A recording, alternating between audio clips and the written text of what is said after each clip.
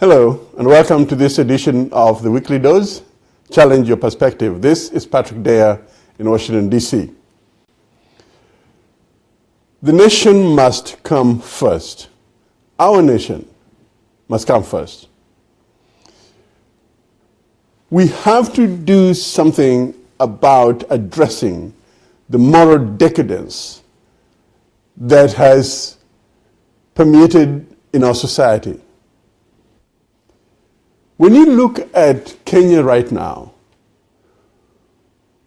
we seem to know no bounds in terms of how to get something for nothing. Everybody seems to want to be rich quick, and they don't care how they do it. Right from our politicians who all they know what to do is to pilfer from the national coffers. The corruption is something that people are not even talking about it as a national calamity, which it is. And for a long time, this kind of behavior from the top, from the politicians, has seeped down to the last person in the country. Recently, there's a report about a yogurt production in the Nakuru area that is not yogurt at all. Whoever started this, of course they're smart, but they're using their smartness that would harm the general public. It doesn't matter how they get their money, so long as they get the money. We're not caring for one another. We don't have the thought that if we take care of our neighbor, then life is better for us. We saw the pictures of a raid of a Coca-Cola production, a counterfeit. Now, you must know that these people are smart enough to be able to do something like this, to copy a product. But they're not doing it the right way. Why? Because everybody wants something for nothing. The idea of producing a product that will be demanded by the community and will be at a good price, and the production will benefit whoever is buying it, is off the window. The politicians themselves seem to be in a perpetual campaign mode. What we can hope for is that this handshake that happened, that this handshake will bring in changes that will be institutionalized, changes that will finally be a way forward for this country to develop. It's been 50 years and we're still building mud walls for our primary schools.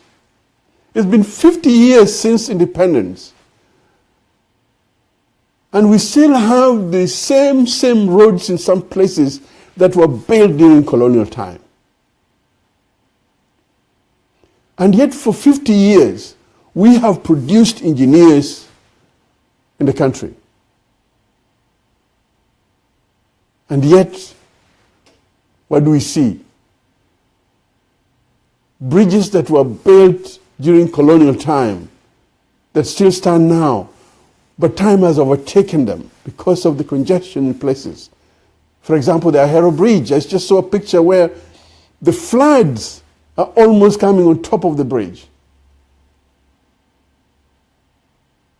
Where are the engineers to have thought that there probably needs to be a change in raising this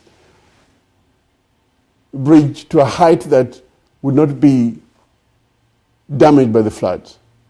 Where are the engineers that will address, and the environmentalists that address the idea of the floods in year after year?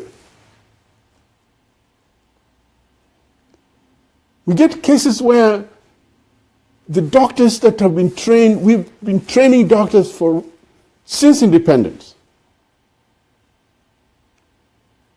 But we still cannot treat simple things. And we have our politicians who have the money. They travel out of the country anyway. They have the money that they've looted from the very same people who cannot get medication for the simplest treatment.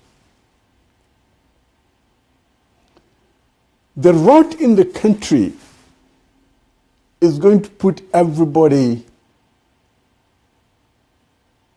if it has not yet done so, it's going to put this country in a place where we may never come back from it. And my hope is that the handshake will bring changes that will institutionalize the right thinking. The thinking that will put a legacy on the leaders that are there right now. The idea of the county government was supposed to bring in development to the people. And yet, what is the biggest news? Corruptions. MCAs that are now building flats, building their homes. Contractors are not paid. It's the governor's people, close relatives or friends. It's become almost a cartel. Nobody is working for the good of the society. If you look at why the tigers of Asia grew, it's because they realized that if they make the country work for everybody, by putting in institutionalized processes, that would be bringing up the tigers to what economic situation that they are in right now. 50 years ago, Kenya was in the same situation as the Asian tigers, the Korea, Thailand, Hong Kong. And yet their system has worked and our system lags behind. We still can't construct roads that would withstand weather. Roads are eroded.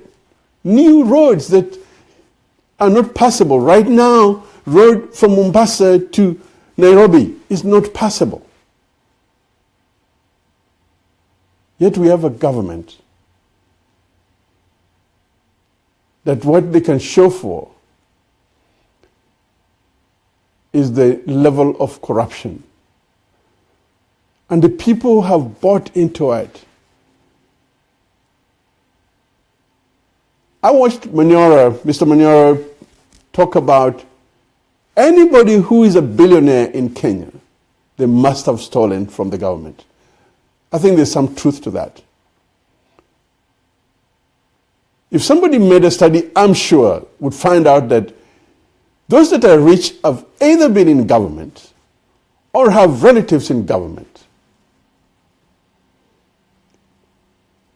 Productivity levels in the country where the government actually becomes an incubator to industry is non-existent. Instead, we have places like Mumias dying, the pan paper dying. Industry, the cotton industry in Nyanza is totally gone.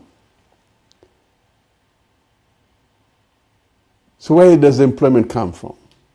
We churn out graduates every year, but where are they going to go? We have to address the corruption and the moral decadence that has eaten into our country, where everybody wants something for nothing and not willing to work for it. Otherwise, we're headed to another 50 years of nothingness. This handshake must totally rock this country. We cannot have in this government or in this country people not being held accountable. Because when that happens, the chaos in the country is just emboldened. People take law into their own hands. Nobody's afraid of anything, and therefore they can do what the yogurt people did. Produce things that will harm the people. Nobody cares about the other person anymore. So my call is that the people of Kenya themselves must recognize this, but the government must also realize that they have a fiduciary responsibility